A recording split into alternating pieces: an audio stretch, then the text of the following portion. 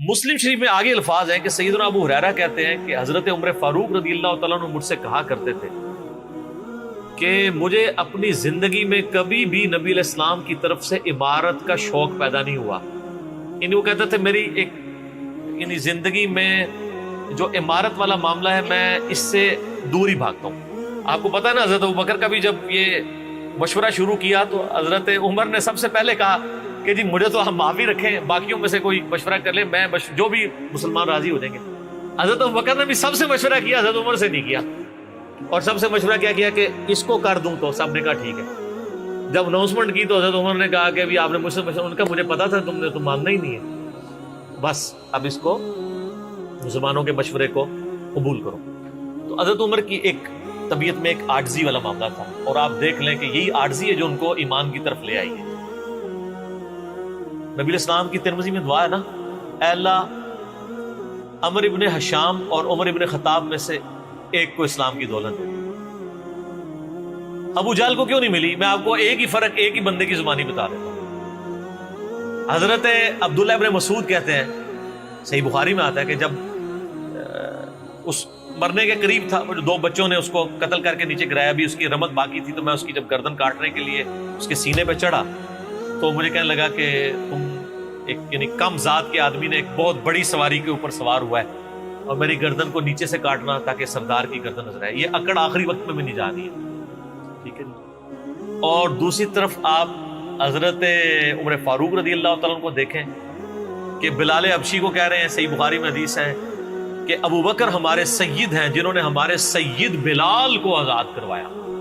عرب کے بنو عدی کا سردار ایک حبشی کو, یہ آپ امیجن ہی نہیں کر سکتے آج کہ خاندانی وہاں پہ نظام, قریش تو اپنے برابر کسی کو سمجھتے نہیں تھے, سیدنا بلال کیا. اور ایک دفعہ جب ابو جہل پٹائی کر رہا تھا عبداللہ ابن مسعود کی, دھکا مار کے چلا گیا. یہ سب کچھ عمر سیریز میں فلمایا قطر والا. تو وہ اب وہ نیچے گرے پڑے ہوئے ہیں, حضرت عمر وہاں سے گزر ہوتے ہیں, ابھی اسلام نہیں قبول کیا. تو وہ ہاتھ پکڑ کے اسے اٹھاتے ہیں, تو عبداللہ بن مسعود کی زبان سے نکل جاتا ہے کہ واللہ تم ان دونوں میں سے بہتر.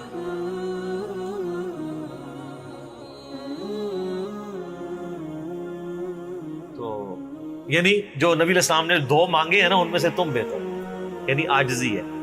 یعنی ہے کافروں کی پارٹی میں اور میرے ساتھ بھی اس میں سلوک کر رہے ہیں, اور وہی ہوا, اللہ تعالیٰ نے ان کو قبول کر لیا. تو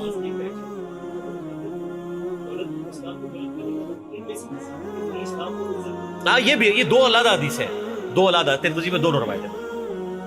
اچھا اب آپ دیکھیں کہ سیدنا عمر فاروق رضی اللہ تعالیٰ عنہ کہتے ہیں, حضرت ابو ہریرہ کہتے ہیں مسلم شریف کی اس حدیث میں کہ حضرت عمر مجھے کہا کرتے تھے مجھے پوری زندگی کبھی عمارت کا شوق نہیں ہوا سوائے اس دن کے کہ جس دن علی کو جھنڈا ملا. مجھے بھی خواہش تھی کہ کاش نبی علیہ السلام مجھے وہ جھنڈا دے. یہ حضرت علی کے لیے بہت بڑی فضیلت ہے اس حوالے سے کہ سیدنا عمر ان پر رشک کرتے تھے. باقی ایک سنن کبریٰ البیہقی میں من گھڑت روایت ہے کہ حضرت عمر کہا کرتے تھے, وہ جو ایک بڑی مشہور بیان کر رہے ہوتے ہیں کہ جی وہ ستاروں کے برابر کس کی نیکی ہیں. حضرت عائشہ نے پوچھا ان کا بھی تیرے باپ کی ہیں, تو حضرت عمر کی ہیں, تو پوچھا کہ میرے باپ کی, ان کا بھی, ان کی تو ایک نیکی جو ہے وہ غار ثور کی سب پہ بھاری ہے. اس حدیث کو شیخ البانی نے, شیخ زبیلی زئی صاحب نے, دونوں نے لکھا ہے یہ موضوع حدیث ہے, وضع کی گئی حدیث ہے, لیکن یہ ہمارے مسلمانوں کے بچے کو یاد ہے. جعلی حدیث ہے, ضعیف نہیں سر, گھڑی ہوئی حدیث ہے. اور جو مسلم شریف کی حدیث تھی وہ ہم نے آگے ایکسپلور کیا کہ حضرت عمر کہتے تھے مجھے علی پر رشک کہ مجھے وہ جھنڈا نہیں ملا اور علی کو ملا.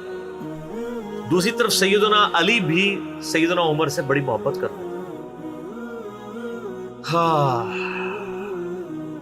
بخاری اور مسلم دونوں میں حدیث ہے, مشکات میں بھی آپ کو مل جائے گی, تیسری جلد میں حضرت ابو بکر عمر کے فضائل کے چیپٹر میں. عبداللہ ابن عباس کہتے ہیں کہ سیدنا عمر کی میت رکھی ہوئی تھی اور لوگ ان کی میت پہ رو رہے تھے اور اپنے اپنے انداز میں ان کے اوپر سلام پیش کر رہے تھے کہ آپ کی وجہ سے اللہ نے اسلام کو اتنا عروج دیا, رومن اور پرشین امپائر گر گئی, یرموک اور قادسیہ میں اللہ نے مسلمانوں کو فتوحات دی. اور کہتے ہیں اتنے میں ایک شخص میرے پیچھے آگے کھڑا ہوا, کیونکہ میں بھی میت کے سامنے بیٹھا ہوا تھا, اس نے میرے کندھے کے اوپر آ کے یوں کونی رکھ لی اور اس نے سیدنا عمر کی میت کو مخاطب کر کے کہا کہ اللہ تجھ پہ رحم کرے اے عمر ابن خطاب، میں نے اللہ کے محبوب صلی اللہ علیہ وآلہ وسلم سے بارہا سنا تھا کہ میں ابو بکر اور عمر فلاں جگہ گئے، میں ابو بکر اور عمر داخل ہوئے، میں ابو بکر اور عمر نکلے، مجھے امید تھی کہ تم اپنے ان دو ساتھیوں کے ساتھ جا کے ملو گے۔ کون سے دو ساتھی؟ سیدنا ابو بکر اور سیدنا محمد رسول اللہ صلی اللہ علیہ وآلہ وسلم۔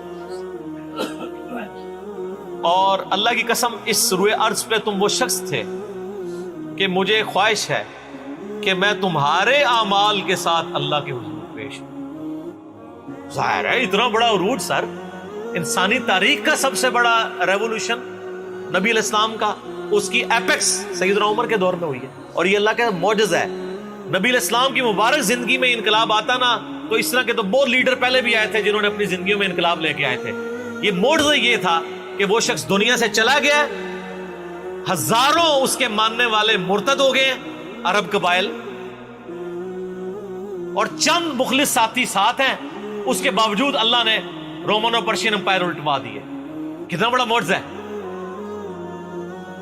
اگر نبی علیہ السلام اپنی مبارک زندگی میں کر جاتے، وہ تو سکندر اعظم بھی کر گیا، بعد میں چنگیز خان نے بھی کیا، بڑے بڑے لیڈر آئے۔ یہ ڈفرنس، ایک یہ ڈفرنس، اور دوسرا ڈفرنس یہ کہ نبی علیہ السلام نے اپنی وفات کے بعد 10 سال بعد، 20 سال بعد، 30 سال بعد، 50 سال بعد، ایون 500 1000 سال بعد ہونے والے واقعات کو بھی بیان فرما دیا کہ یہ ہوگا۔ آج تو ہم تاریخ میں دیکھ سکتے ہیں کہ وہ سب کچھ ہوا ہے۔ اگر آپ کو شوق ہو تو دلائل النبوہ امام بیہقی کی کتاب ہے، 3500 حدیث پہ، 5ویں صدی ہجری میں لکھی گئی ہے۔ اس میں 500 سال میں جو نبی علیہ السلام کی پروفیسیز پوری ہوئی ہیں نا، من و عن اسی طریقے سے موجود ہے۔ بخاری مسلم میں جو حدیثیں ہیں تاتاریوں سے جنگوں والی، وہ اس وقت تک نہیں ہوئی تھی، حدیثیں تو پہلے سے موجود تھی۔ آج تو ہم ان کو بھی درست مان رہے ہیں، ٹھیک ہے۔ نبی علیہ السلام نے پریڈکشن کی تھی کہ ان قریب کیسر روم ختم ہوگا، قیامت تک کوئی کیسر نہیں ہوگا، بخاری مسلم کی حدیث ہے، اور دیکھ لیں قیامت تک کوئی کیسر نہیں ہوا۔ ان قریب پرشین امپائر ختم ہوگی اور قیامت تک کوئی کسرا نہیں ہوگا۔ آج دیکھ لیں 1400 سال ہو گئے ہیں سر۔ یہ اسی طریقے سے ہے کہ میں کہوں کہ ان قریب امریکہ اور رشیا ختم ہو جائیں گے ود ان فیو ایئرس، اور قیامت تک کبھی ان کو پاورز نہیں ملیں گی جو کہ ابھی پاور ہیں اور جن کی صدیوں سے چل رہی ہیں، اور وہ پھر پاور بھی ان لوگوں کے ہاتھوں ہوئی ہے کہ جن کے پاس اسلحہ بھی نہیں تھا ان کے سے لڑنے کے لیے، مین پاور بھی نہیں تھی ان کے لیول کی، الٹوا دی اللہ تعالیٰ نے۔ تو سیدنا علی نے کہا کہ یعنی ابن عباس کہتے ہیں کہ حضرت عمر فاروق رضی اللہ تعالیٰ عنہ کی میت پہ یعنی یہ کلام وہ جو شخص میرے یعنی کندھے پہ کونی رکھ کے کر رہا تھا نا، تو میں نے جب اس کو مڑ کے دیکھا تو وہ علی بن ابی طالب تھے جو سیدنا عمر کے بارے میں یہ کلمات کہتے تھے۔ تو یعنی ان لوگوں کی للہ یہ تھی کہ وہ تعریف کیا کرتے تھے، کوئی آر محسوس نہیں کیا کرتے۔ اور آپ دیکھیں سیدنا عمر کی بھی کتنی محبت تھی سیدنا علی سے کہ جب کبھی بھی فارن ٹور پہ جاتے تھے اپنی جگہ حضرت علی کو خلیفہ بنا کے جاتے تھے، کیونکہ نبی علیہ السلام جب تبوک پہ گئے تھے تو سیدنا علی کو چھوڑ کے گئے تھے۔ بخاری مسلم میں آتا ہے حضرت علی رو پڑے، پہلا اور آخری موقع تھا کہ جنگ میں نہیں گئے، تو فرمایا تم اس پہ راضی نہیں ہو، تمہاری میرے ساتھ وہی نسبت ہے جو ہارون کی موسیٰ کے ساتھ، مگر میرے بعد کوئی نبی نہیں۔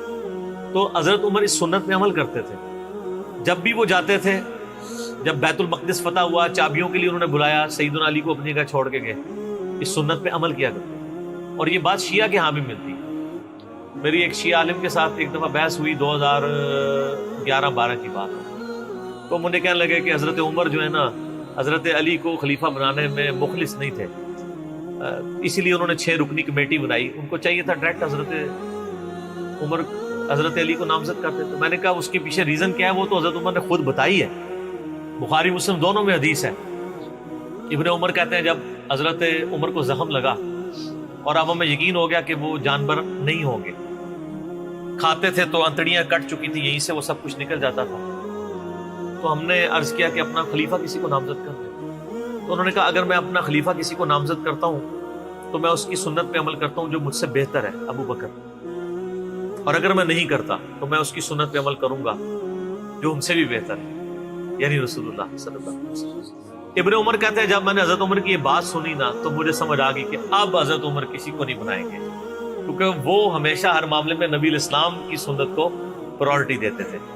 اور وہی ہوا کہ انہوں نے کہا کہ میں 6 رکنی کمیٹی بنا رہا ہوں. بخاری کے اور مسلم کے الفاظ ہیں کہ میں اپنے بعد اس امر خلافت میں ان 6 بندوں سے زیادہ کسی کو اہل نہیں سمجھتا جن سے رسول اللہ صلی اللہ علیہ وآلہ وسلم اپنی وفات تک راضی رہے. اور فرمایا علی، عثمان، طلحہ، زبیر، عبد الرحمن بن عوف، سعد بن ابی وقاص. اچھا یہ کون ہے؟ عشرہ مبشرہ ہیں.